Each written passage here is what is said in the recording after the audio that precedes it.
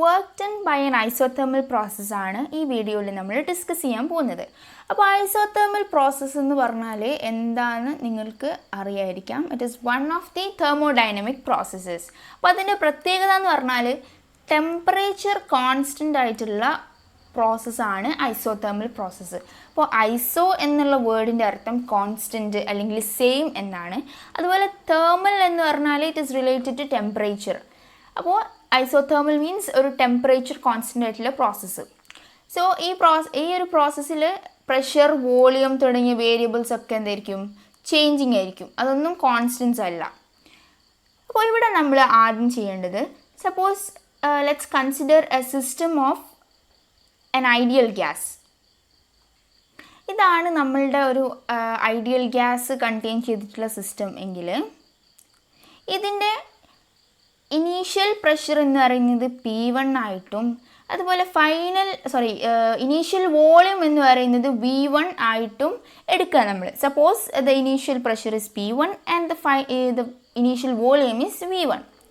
അപ്പോൾ ഈ ഒരു ഐഡിയൽ ഗ്യാസിനെ നമ്മൾ എക്സ്പാൻഡ് ചെയ്തിട്ട്, സപ്പോസ് ഈ ഐഡിയൽ ഗ്യാസ് എക്സ്പാൻഡ് ചെയ്തിട്ട് ഒരു പർട്ടിക്കുലർ പ്രഷറിലും വോളിയത്തിലും എത്തുകയാണ്.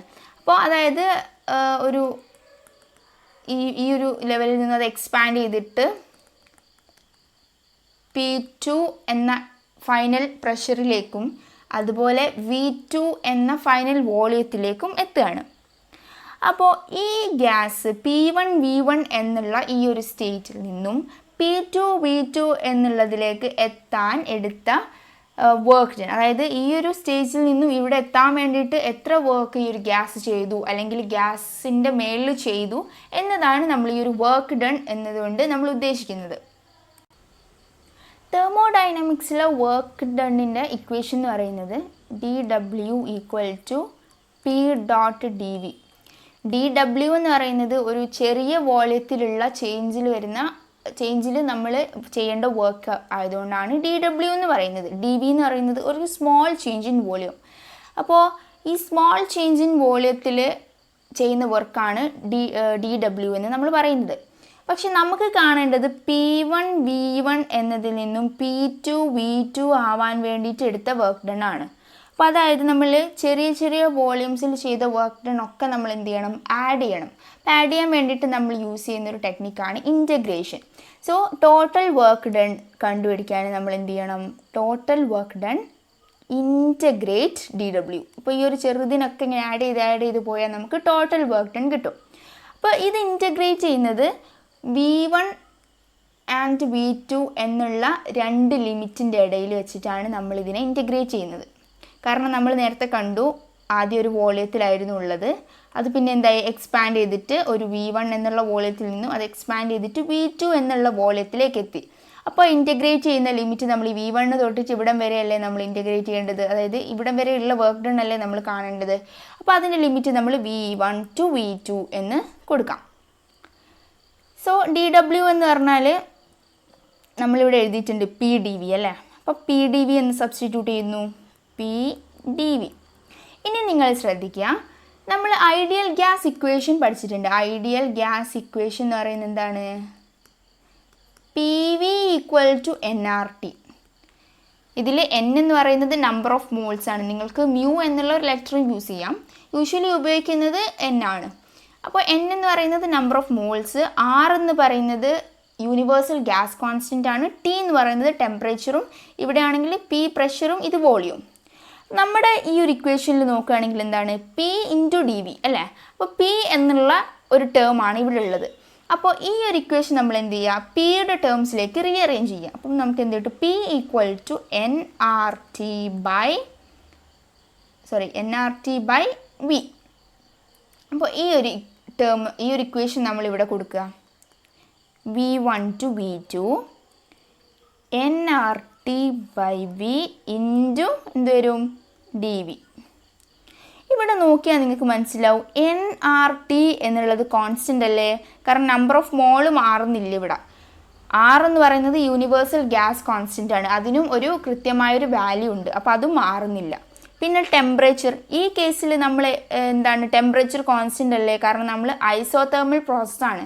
അപ്പോൾ ഈ ഗ്യാസ് എക്സ്പാൻഡ് ചെയ്യുന്നത് ഏത് പ്രോസസ്സ് വെച്ചിട്ടാണ്? ഐസോതെർമൽ പ്രോസസ്സിലാണ്. അതായത് അതിൻ്റെ ടെമ്പറേച്ചർ കോൺസ്റ്റൻ്റ് ആയിട്ടാണ് അത് എക്സ്പാൻഡ് ചെയ്യുന്നത്.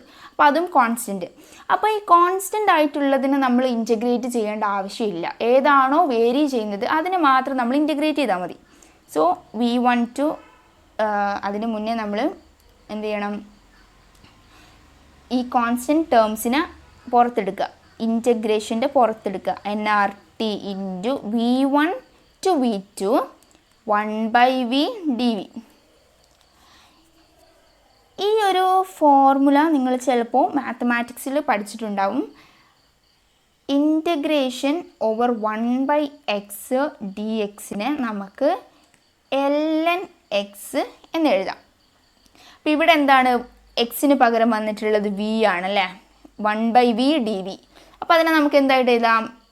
ln v എന്ന രീതിയിൽ എഴുതാം. So w equal to nRT into, അപ്പോൾ ഈ ഇൻറ്റഗ്രേഷൻ ഒഴിവാക്കിയിട്ടാണ് നമ്മൾ ln v എന്ന് എഴുതുന്നത്. So ln v. അപ്പോൾ എന്താണ്? ലിമിറ്റ് കൊടുക്കണം. അപ്പോൾ V1 to V2. അപ്പോൾ V1 ലോവർ ലിമിറ്റാണ്, V2 അപ്പർ ലിമിറ്റാണ്. അപ്പോൾ ഈ ലിമിറ്റ് കൊടുക്കുന്ന സമയത്ത് നമ്മൾ ചെയ്യേണ്ടത് അപ്പർ ലിമിറ്റ് മൈനസ് ലോവർ ലിമിറ്റാണ്. അതായത് nRT ഇൻറ്റു ln v. ഏതാണ് അപ്പർ ലിമിറ്റ് വരുന്നത്? V2. അപ്പോൾ V2 മൈനസ് ലോവർ ലിമിറ്റ് ഏതാണ്? V1, ln V1. അപ്പോൾ ഇവിടെ ശ്രദ്ധിച്ചാൽ ln V2 minus ln V1. So ഇതിനെ നമുക്ക് suppose ln A minus ln B എന്നതിനെ നമുക്ക് ln A/B എന്ന് റെപ്രസെൻ്റ് ചെയ്യാം. സോ അത് സിംപ്ലിഫൈ ചെയ്തിട്ട് ഈ ഒരു മേലത്തെ ln V2 minus ln V1 എന്നുള്ളത് സിംപ്ലിഫൈ ചെയ്തിട്ട് നമുക്ക് എന്ത് എഴുതാം? nRT into ln V2/V1. So the final equation for work done is nRT ln V2/V1. ഇത്രയുമാണ് നിങ്ങൾ work done by an isothermal process എന്ന ഒരു ഡെറിവേഷൻ ചോദിച്ചാൽ എഴുതേണ്ടത്. ചിലപ്പോൾ ഇത് ഡെറിവേഷൻ മാത്രമായിട്ട് ചോദിക്കാം, ചിലപ്പോൾ ഇത് പ്രോബ്ലംസ് ആയിട്ട് ചോദിക്കാം. സപ്പോസ് ഒരു ഐസോതെർമൽ പ്രോസസ്സിൻ്റെ കണ്ടീഷൻ തന്നു, എന്നിട്ട് അവിടെ V1ഉം V2ഉം തന്നു കഴിഞ്ഞിട്ട് ഈ ഒരു ഇക്വേഷനിൽ നമ്മൾ സബ്സ്റ്റിറ്റ്യൂട്ട് ചെയ്താൽ നമുക്ക് വർക്ക് ഡണ്ണിൻ്റെ വാല്യൂ കിട്ടും. അപ്പോൾ ഇത്രയുമാണ് work done by an isothermal process. ഇതിൽ എന്താണ് ഐസോതെർമൽ പ്രോസസ്സ് എന്ന് അറിഞ്ഞിരിക്കണം. പിന്നെ വർക്ക് ഡണ്ണ് കണ്ടുപിടിക്കുന്ന ഫോർമുലാസും ശ്രദ്ധിച്ചു വെക്കണം. ഓക്കെ.